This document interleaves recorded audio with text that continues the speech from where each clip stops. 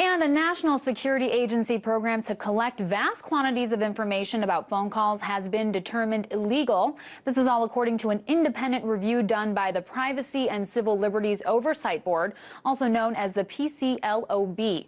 In a 238-page report released today, the board concluded that the Section 215 program has contributed only minimal value in combating terrorism beyond what the government already achieves through these and other alternative means. And it added that cessation of the program would eliminate the privacy and civil liberties concerns associated with bulk collection without unduly hampering the government's efforts. The board's conclusion, of course, goes much further than what President Obama recommended in a speech given just last Friday at the Justice Department. There, Obama said he wanted to move private metadata out of the hands of the government, but he did not call for an end to the program. Here to talk a little bit more about this development, along with the latest on the NSA, I'm joined by Colonel Morris Davis, law professor at Howard University. Thank you so much for being with me. Sure. So I want to start off with another quote from this report. It says, "We have not identified a single instance involving a threat to the United States in which the telephone records program made a concrete difference in the outcome of a counterterrorism investigation." So, of course, we know this is just coming out now, a little bit later than President Obama, gave his speech. We thought he might wait for it. He did not.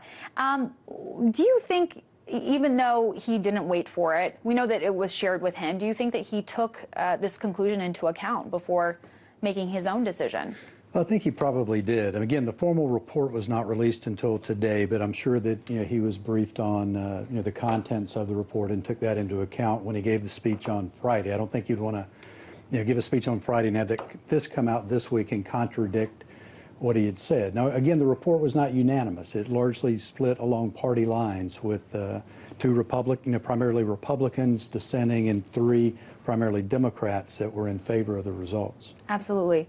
Do you think it's at all possible that Obama decided to give his speech before the report was released so that, he thought maybe what was going to come out would undermine, what he was going to recommend? I don't know. I mean, I hate to attribute some sinister, motive to the president. It's just a bit curious. It was encouraging what he had to say on Friday, but he's given many encouraging speeches in the past, and often there's not a lot of follow-through. So I'm hoping that there will be follow-through this time, and he'll live up to what he promised to do. What do you think about this latest report? What do you think it says about the overarching constitutionality of the program? Should this sort of be the final nail in the coffin, so to speak, in regards to ending the bulk collection of Americans' metadata? Yeah, well, the report just came out today. It's 238 pages, and I haven't had a chance to read through it all. You haven't? Yeah, one of the can't believe it. One of the board members is Judge Patricia Wald, who you may have seen recently was awarded the Presidential Medal of Freedom. Right. A great jurist, a real credit to the legal profession, someone that I look up to and admire greatly. So given her involvement in this, she's a former judge on the International Criminal Tribunal for Yugoslavia, the former chief judge of the D.C. Circuit Court of Appeals here in Washington. I'd put a lot of stock and faith in her analysis of this situation. And again, it confirms what others have said. The New America Foundation did a study recently where they came to the same conclusion that we always hear, we've got to have this program and people should trust the government to retain all this data because it keeps America safe and it stops terrorist plots. But again, this is another group that said that there's no proof to back that up.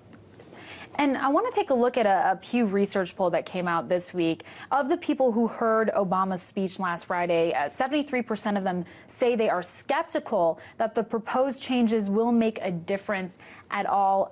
Considering that, and of course considering the results of this latest report, do you think there's sort of a mounting pressure now on Congress to do something about this, to end this, or do you think Congress is really just going to be determining where that information is stored going forward versus actually ending the program? I hate to predict what Congress will do on anything. I mean, if you look again at do you think there's a chance that this pressure could? It's an interesting coalition that's forming. You have the left, the progressives on the left, and the libertarian right that are in agreement that this program ought to be stopped. So it's kind of a you are getting some bipartisan. Yeah, some strange bedfellows that are in agreement on trying to contain this program. It's kind of that middle the moderate middle that's more accepting of trust the government. But it'll be interesting to see going forward what happens with it. Sure. And the PCLOB says that it's opposed to having that information, the metadata, be stored with a third party. They did say that they would leave, the idea of storing it with phone companies on the table. Do you think that storing it with phone companies is a better option, or do you think both of them sort of sound questionable? Well, I would much rather have my phone carrier, AT&T or Verizon or someone, storing. I mean, I may get spammed with email trying to sell me stuff, but unlike the government, they don't have the ability to put me in prison or kill me or do other kind of things. So given the choice between the two, I'd much rather have it in commercial hands than in government hands. Absolutely. But do you think that it's very important to sort of have very detailed restrictions on how long they can hold that information? Yeah, I think so. I mean, certainly something you don't want kept in perpetuity, but a reasonable period of time. I think the government does have a legitimate interest in being able to search these records. It's really the the devil's in the detail on the right way to structure this to to be fair to the American people and also to maintain our security. Absolutely.